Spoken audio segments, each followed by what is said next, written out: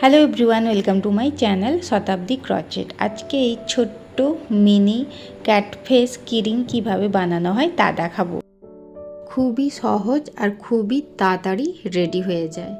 তো এই ক্যাটফেস কিরিং বানানোর জন্য এখানে হুক নিয়েছি 2 mm আর উল নিয়েছি 3 প্লাই। হালকা পিঙ্ক কালারের উলটা প্রথমে নিয়ে নিচ্ছি। একটা ম্যাজিক রিং বানিয়ে নিয়ে এর মধ্যে 6 সিঙ্গেল ক্রচেট বানিয়ে নিতে হবে। এটা রাউন্ড 1। এবার ম্যাজিক রিংটা বন্ধ করার পর নেক্সট রাউন্ড স্লিপ স্টিচ বুনে নেব। চেন 1,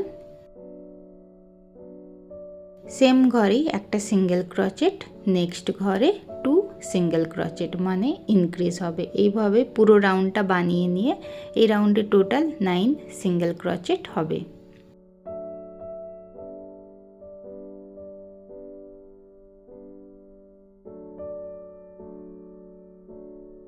পুরো রাউন্ড কমপ্লিট। এবারই প্রথম সিঙ্গেল ক্রচেটের ঘরে স্লিপ স্টিচ বুনে নিয়ে রাউন্ডটা জয়েন্ট করলাম।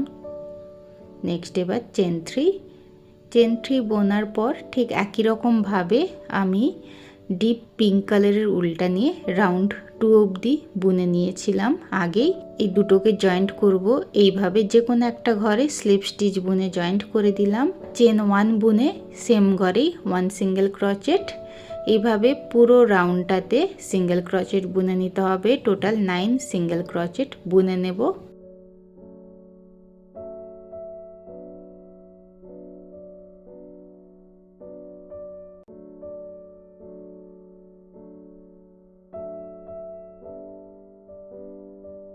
এবার এই চেন 3 এর ঘরে 3 সিঙ্গেল ক্রচেট, প্রতি ঘরে একটা করে সিঙ্গেল ক্রচেট। 1, নেক্সট ঘরে 2, নেক্সট ঘরে 3, নেক্সট আবার 9 সিঙ্গেল ক্রচেট, মানে এই পুরো সার্কেলের মধ্যে যে 9 সিঙ্গেল ক্রচেট আছে ওই 9 সিঙ্গেল ক্রচেট বানিয়ে নিতে হবে।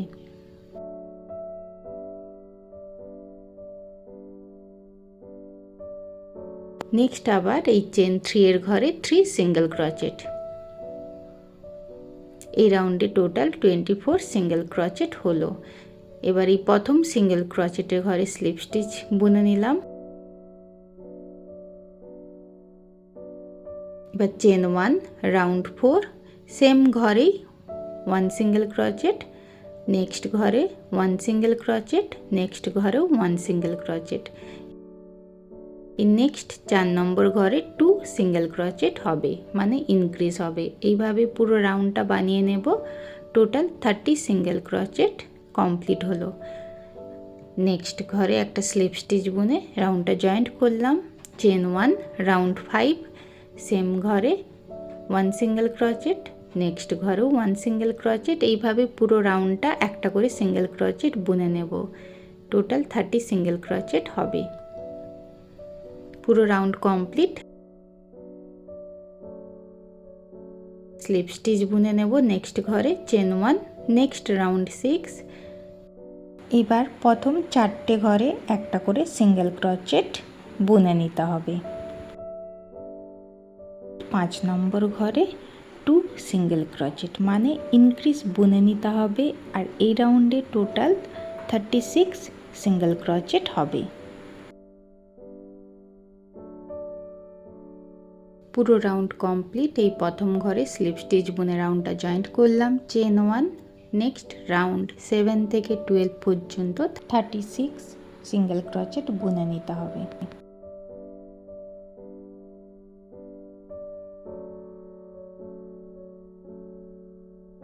Round 12 complete. এই প্রথম ঘরে স্লিপ স্টিচ বুনে রাউন্ডটা জয়েন্ট করলাম। চেন 1, নেক্সট রাউন্ড 13, 4টে ঘরে একটা করে সিঙ্গেল ক্রচেট।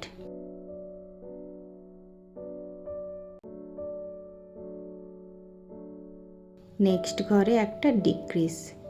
এবার এই রাউন্ড থেকে ডিক্রিজ বোনা স্টার্ট হলো। টোটাল 6 টাইমস হবে ডিক্রিজ। এই রাউন্ডে টোটাল 30 সিঙ্গেল ক্রচেট কমপ্লিট। এবার স্লিপ স্টিচ বুনে রাউন্ডটা জয়েন্ট করলাম। চেন 1 রাউন্ড 14, প্রথম 3টে ঘরে একটা করে সিঙ্গেল ক্রোচেট, নেক্সট ঘরে একটা ডিক্রিজ।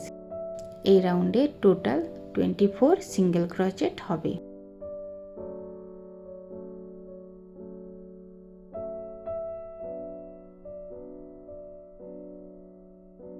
পুরো রাউন্ড কমপ্লিট। এই প্রথম ঘরে স্লিপ স্টিচ বুনে রাউন্ডটা জয়েন্ট করলাম, চেন 1, রাউন্ড 15। প্রথম দুটো ঘরে একটা করে সিঙ্গেল ক্রোচেট, নেক্সট একটা ডিক্রিজ। এইভাবে পুরো রাউন্ড কমপ্লিট করতে হবে। এই রাউন্ডে টোটাল 18 সিঙ্গেল ক্রোচেট হবে। পুরো রাউন্ড কমপ্লিট। স্লিপ স্টিচ বুনে রাউন্ডটা জয়েন্ট করলাম, চেন 1, নেক্সট রাউন্ড 16।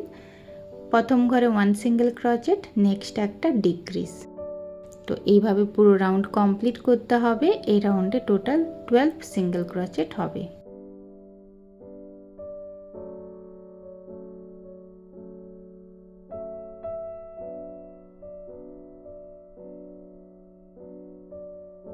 এবার এখানে লাস্ট রাউন্ড করার আগে প্রয়োজন মতো এখানে স্টাফিং তুলো ভরে দিচ্ছি।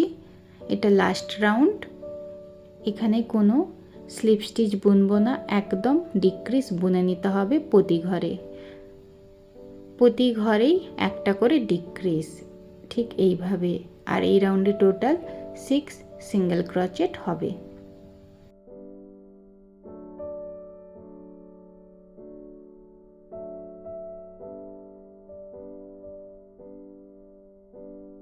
পুরো রাউন্ড কমপ্লিট। এবার বেশ কিছুটা উল রেখে বাকি উল কেটে দিলাম। তারপরে সূচের সাহায্যে ঠিক এইভাবে ভালোভাবে সেলাই দিয়ে মুখটা বন্ধ করে নিতে হবে।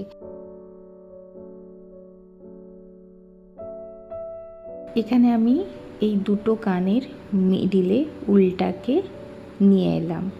তারপরে ক্রুশ কাটার সাহায্যে চেন বানিয়ে নিতে হবে প্রয়োজন মতো। এখানে আমি 11 চেন বানালাম। এবার চেনটাকে ঠিক এইভাবে সেলাই করে নেব। নেওয়ার পরে এক্সট্রা যে উল থাকবে ওটা কেটে দেব। এবার এখানে চোখ বানিয়ে নেব। আপনারা চাইলে চোখটা পুঁতি দিয়েও বানাতে পারেন। আমি এখানে উল দিয়েই চোখটা বানিয়ে নিচ্ছি। চোখটা ঠিক এইভাবে সেলাই করে নিতে হবে। আর চোখটা একটু বড় সাইজের বানাতে হবে, এতে দেখতে ভালো লাগবে।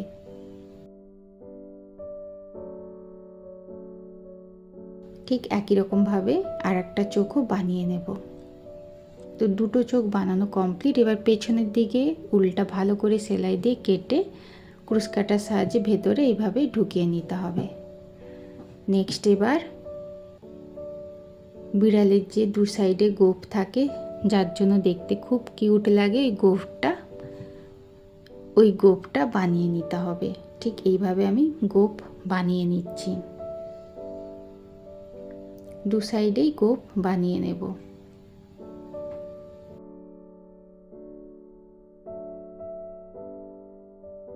তো ক্যাটের দুই দিকের গোঁফটা রেডি হয়ে গেল। এবার এই পেছনে ভালো করে সেলাই দিয়ে এক্সট্রা উল কেটে দেব।